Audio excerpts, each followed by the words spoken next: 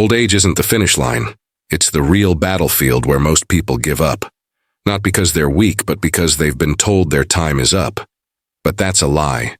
You don't retire from life. You don't sit back and watch the clock run out. You stand up, you show up, you face your reality head on. You've spent decades building, surviving, providing, and now is the time you finally face the truth.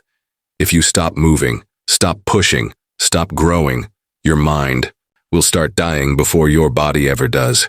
You're not fragile. You've just forgotten how strong you really are. This world wants to put older people in a box. It wants you to believe your value is gone, that your energy has dried up, that your best days are behind you. But ask yourself, did your mind stop working? Did your heart stop beating? No, then what excuse do you have to give up on living with intensity? You don't need a crowd cheering for you. You don't need someone's approval. You need to look in the mirror and remember, you are still here. And being here is proof that you're still in the fight. You see, mental health in old age doesn't decline because of age. It declines because of resignation. Because people surrender to boredom. They surrender to silence. They stop challenging themselves. And the moment you stop challenging your mind, you start decaying. Comfort is a trap. You have to break it every single day. You've got to get up and create a fight plan, mentally, emotionally, physically. You have to expose yourself to struggle again. Learn something new. Push your limits. Put yourself in places that test your brain. Read difficult things. Solve tough problems. Sweat, move, engage. When you do, the fog starts to lift. You feel alive again. You don't have time to feel sorry for yourself. Every second wasted in self-pity is a second your legacy gets smaller. So don't shrink. Expand. You are not done. Not by a long shot. Your mind can still be sharper. Your heart can still burn hotter. It's not about living longer, it's about living fully. And to do that, you must face your reality without filters, without fear, without weakness. You've faced worse before. You've stood up in storms most people wouldn't survive. You're not soft. You've just been silent too long. It's time to wake that voice inside. The voice that says, I'm not done, not yet, not ever. That voice is your power. That voice is your truth. Use it. Stand up.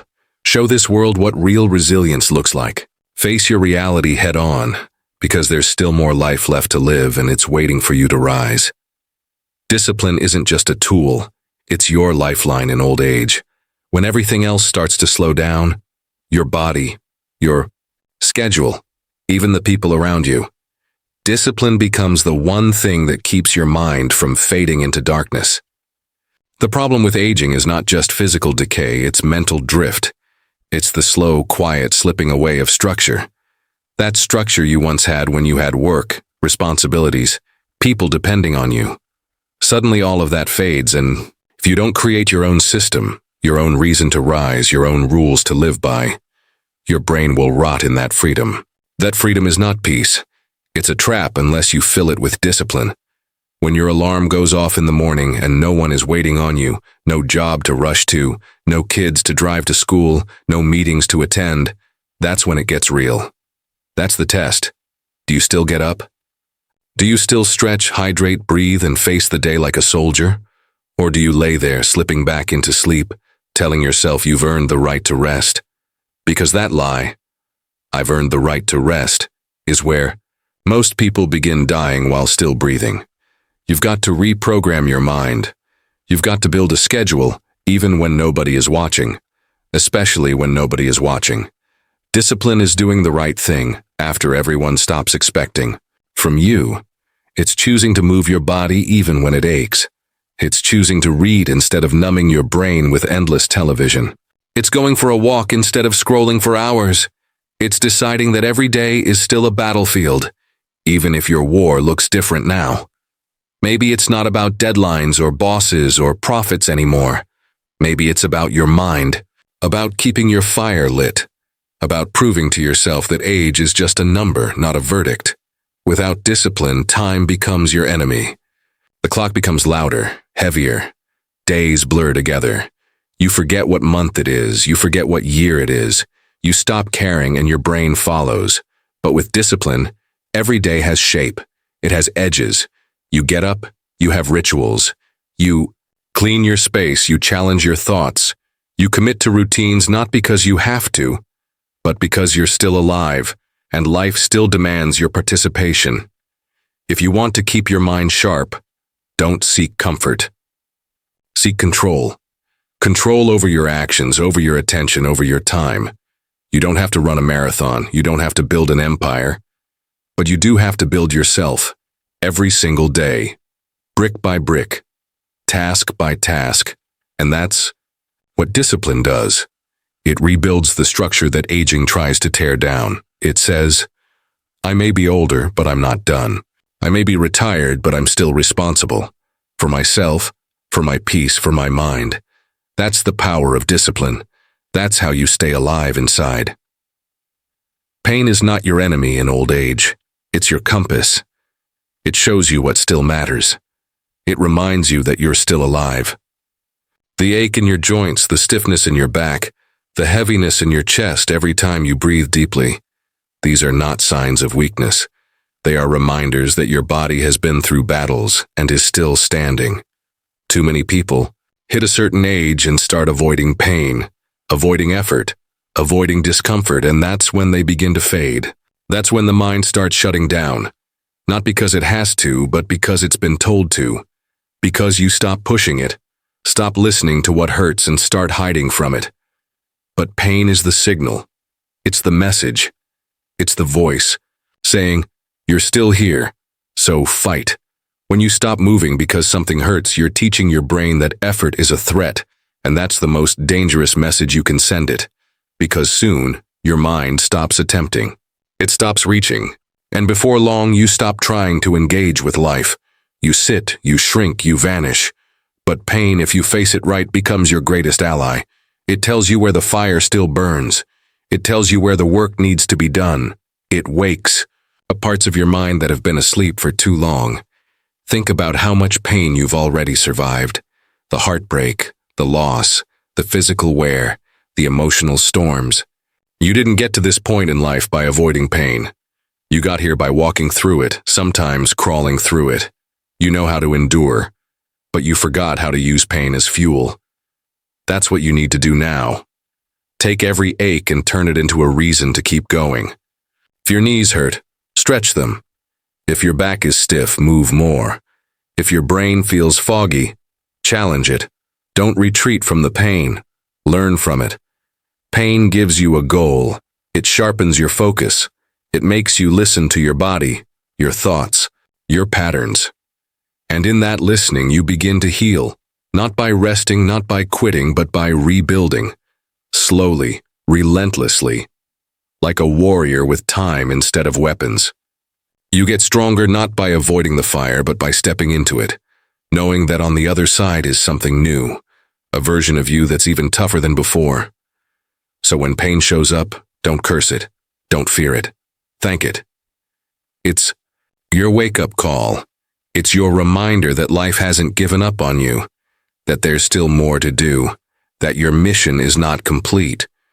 Pain is your signal to rise, to stretch, to sweat, to think, to speak, to fight again. Let it guide you, not break you. Because the truth is, the only people who don't feel pain anymore are already gone. And you're still here. So move. Loneliness is one of the heaviest weights a person can carry, especially in old age. It's not just about being alone in a room. It's about feeling invisible in a world that no longer seems to need you. Friends pass away. Family moves on. The phone rings less. The house gets quieter. And that silence, if left unchecked, can begin to crush your spirit. But here's the truth. Loneliness is not a sentence. It's not permanent. It's not a wall. It's a signal, a call to action, a challenge. And you don't beat it by waiting for someone to knock on your door. You beat it by refusing to disappear. Connection isn't something that comes to you. You have to go out and create it, even when it's uncomfortable, even when you feel awkward, out of place, or uninvited. Because the human spirit doesn't survive in isolation. It dies in the shadows. And the only way to fight that is by stepping into the light, even when it feels like you don't belong there anymore. You do, you always will. But the world won't remind you of that. You have to remind yourself. The worst thing you can do is accept isolation as your new reality. That's surrender. That's mental decay.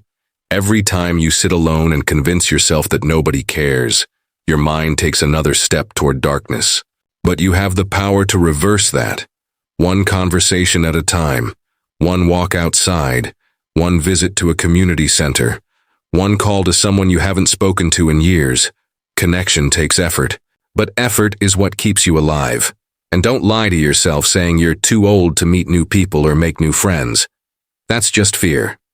You've survived too much, lived through too many storms, to let fear decide how the rest of your story plays out. Your voice still matters, your presence still carries weight, but you've got to put yourself in the world to be seen. Volunteer, mentor someone, share your story, speak your truth. Because when you open up, people listen, and that connection brings light into places that have been dark for far too long. Loneliness doesn't end with company. It ends with purpose. You need a reason to wake up, a reason to speak, a reason to give. Because purpose fuels connection, and connection destroys loneliness. Even if it's just one person, even if it's just one moment, that spark can be enough to reignite your fire. You're not forgotten. You're not useless. You're not done. But no one is going to knock on your door and prove that to you. You have to prove it to yourself. Every day. By reaching out, by showing up, by refusing to fade quietly into the background. You're still here. And that means there's still someone out there who needs your story, your strength, your presence. Find them. Speak. Connect. Keep your spirit alive. Purpose is not reserved for the young, the busy, or the ambitious. Purpose is oxygen for the soul. And without it, you begin to suffocate slowly, silently. In old age, the danger is not just illness or weakness, it's aimlessness. Waking up without a reason, drifting through days that feel empty. That's what kills people before their time. Not disease, but the loss of drive, of meaning, of mission. You must understand this. Your life isn't over because your career ended, because your children moved away, or because society no longer expects anything from you. In fact, now is when you need purpose more than ever. Because now, you're not distracted, you're focused. And with focus, you can light a fire that burns brighter than anything you've felt before. When you lose purpose, you start shrinking. Your energy drops, your thoughts turn negative. Time starts to feel like a burden instead of a gift. But when you find purpose, even a small one, everything changes. You sit up straighter. You speak with more weight. You move with intent. Because now your life is no longer on autopilot. Now you are living with direction. Purpose isn't always some grand project or mission. Sometimes it's as simple as taking care of your health every day so you can show others how it's done. Sometimes it's being the strong one in your circle, the one who listens, who guides, who stands tall when everyone else feels lost. Sometimes purpose is mentoring someone, sharing your wisdom, becoming a lighthouse for others in the storm. You've got decades of experience, of knowledge, of scars that taught you more than any book could. That's value, that's power, and that's your purpose, to give that power back to the world. Don't wait for purpose to show up. Create. To build it, choose it. Every morning, look yourself in the mirror and ask, what am I building today? Even if it's just building mental strength, building resilience, building relationships. You're not done building just because you're older. You're just building something different now, something deeper, something stronger. You must set goals. Not goals for success in the outside world, but goals for strength in the inner world. Read 10 pages a day, walk 30 minutes, call one person, learn one new thing, help one stranger. These are not small things. These are bricks in the foundation of a powerful life, a life of intention, a life that says, I'm still here and I still matter. Don't live out your final chapters like you're waiting for the book to end. Write the ending with fire, with impact, with purpose. Show the world and yourself that the strongest part of your life isn't behind you. It's right now, this moment, this breath, this decision. Because purpose is what turns time into legacy, and your legacy is not done, not even close.